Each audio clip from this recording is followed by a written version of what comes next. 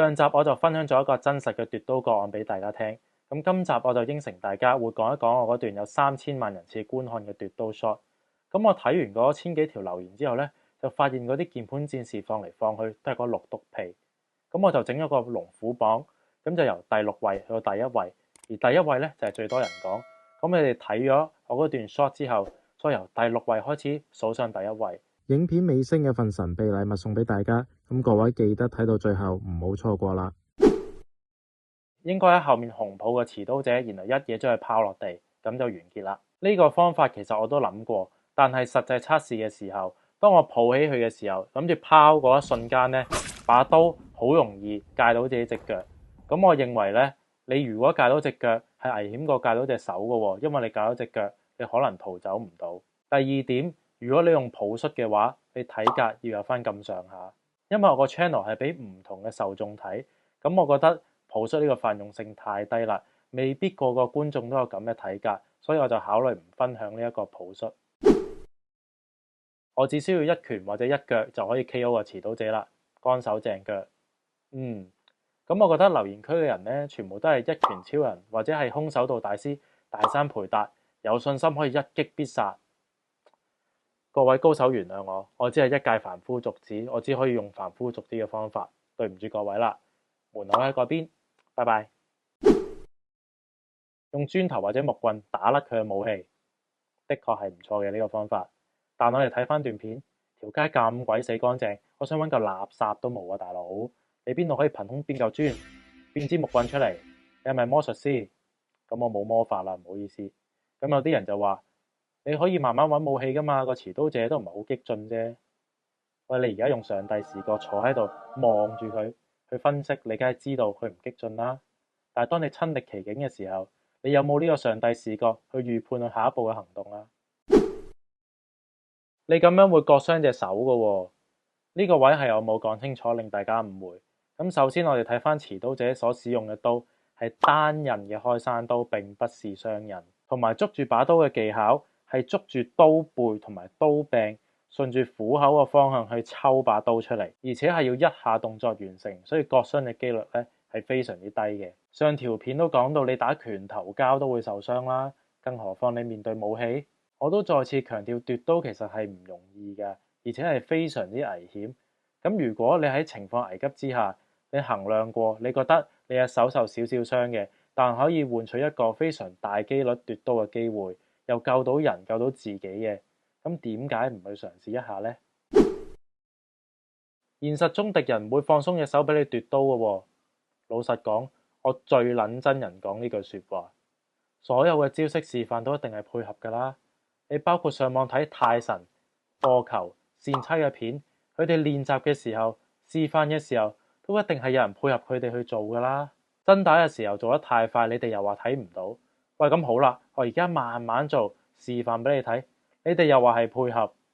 喂，咁我唔使講啦，唉，收皮啊！其實你哋班留言者呢，有冇諗過點解對方唔配合嘅時候，我要配合對方嘅唔配合啊？我係咪木頭人嚟㗎？對方變嘅時候我唔識變嘅，我死嘅。有啲人更加話我專登放鬆隻手俾盧師傅奪刀先會成功啫嘛。現實中人哋係會捉緊把刀，邊有咁易奪啊？你哋呢啲全部都係幻想嚟嘅。OK，收到。你係咁中意現實嘅，我就俾上次嗰條真實個案你哋睇。咁上條片我都講咗奪刀有2個基本要求嘅，第一，分散注意力，第二就係一個動作完成。咁大家有興趣了解更多嘅，咁就可以 click 翻我上一段片，會有更加詳細嘅講解。咁喺呢段片嘅 case 入面，除非個刀手佢後面有眼嘅啫，唔係嘅話佢都唔知有人靠近佢嘅，咁就已經符合咗第一個條件，就係分散注意力。咁第二就係我已經強調要一下動作完成啦。現實案例中正面奪刀都有可能成功啦，咁你覺得喺背後奪刀係咪更加冇可能呢？逃走、報警，最好嘅選擇。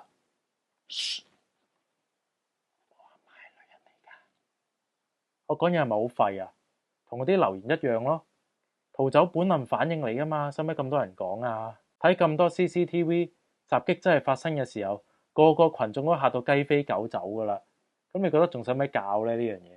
而且你真係有學過練過奪刀術嘅話，你更加明白奪刀係幾咁困難，係唔會亂咁衝出嚟柒噶。好啦，你哋話打電話報警，咁你哋知唔知呢段片拍緊嘅時候，其實警察係嚟緊嘅呢？你覺得警察嚟係唔需要時間嘅，定係而家警察進化到有傳送門？你上一秒報完警之後，下一秒警察就好似 Doctor Strange 咁樣即刻嚟到現場呢？我真係孤陋寡聞啊！認真討論呢個個案，我都覺得呢個男人係唔應該奪刀嘅，應該逃走先。但係我哋都唔係身處現場，又唔係當事人，可能當時情況非常之危急，個男人覺得應該要快啲奪刀解決咗呢個危機先呢。我哋唔知噶嘛，就唔好成日諗住用一個上帝視角去批判一件事。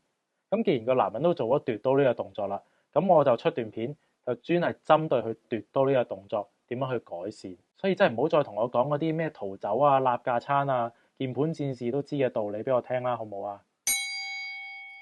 我成段 shot 嘅核心就係針對嗰個男人奪刀嗰一下，應該一個動作完成，唔好分開兩下動作去做，就係咁簡單啫嘛。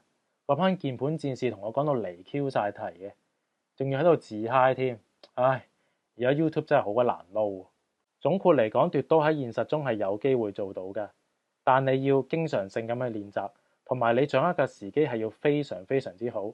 我都再次強調，我唔係鼓勵大家學完奪刀術一定要去用啊，而係情況危急，你別無他法嘅時候先去用奪刀術。到影片嘅尾聲，我想再次多謝各位 fans 2年幾嚟嘅支持。咁我而家訂閱人數已經到達49000人啦。為咗回饋呢一班 fans，我已經製作咗一個40分鐘嘅免費課俾大家參加。咁嚟緊我有一個街頭詠春嘅基礎課程咧，都會陸續咁樣推出。咁我期待同大家喺課程嗰度見面啦。拜拜。